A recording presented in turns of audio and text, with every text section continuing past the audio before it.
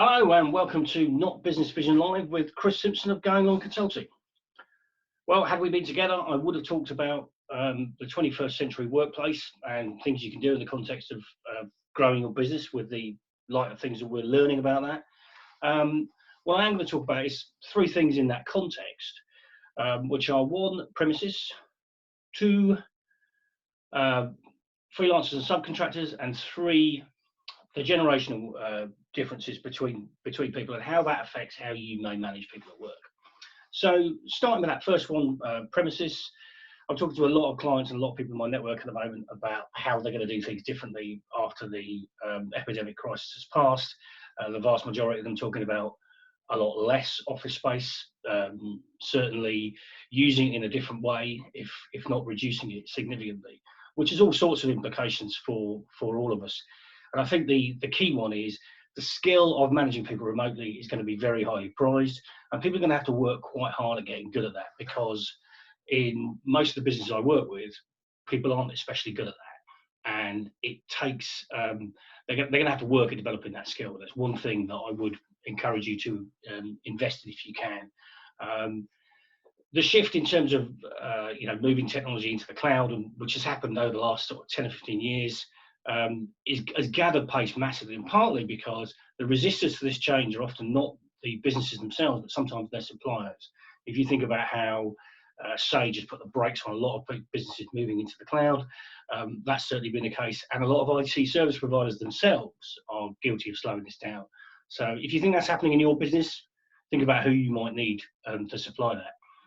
In terms of freelancers and subcontractors, I just want to touch on this quickly. Obviously, the IR35 legislation imposition has been delayed, will affect us here.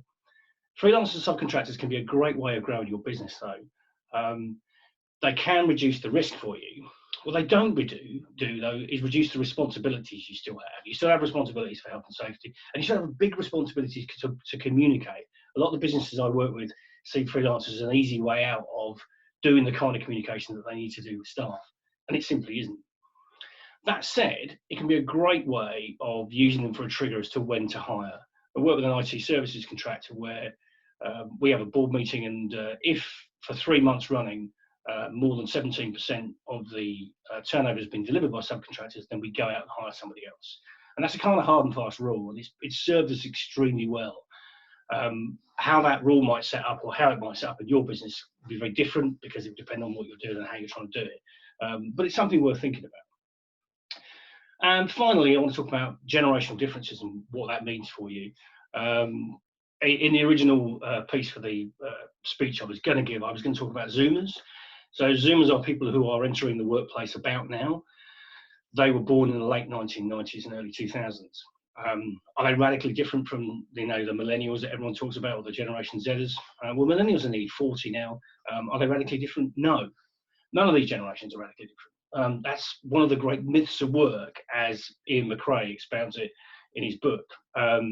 If you want to read more about this, there's great research by people like Feldman and Cassina and it clearly demonstrates that the differences inside these generational groups are much larger than the differences between them. So the next time somebody tries to flog you a load of social media training because you're an old giffer, ignore it. You don't need to know that. It's 12 years since the agency I ran started doing paid placement on Facebook. A lot of this stuff is old. It's not new anymore. We need to concentrate on engagement and sharing a vision and communicating with our staff. That's the thing that will set you apart. That's the thing that will enable you to assimilate new generations of workers, is talking to them, listening to them, understanding what it is they want, and making sure that they align with your visions and goals. That's how you'll get the best out of them.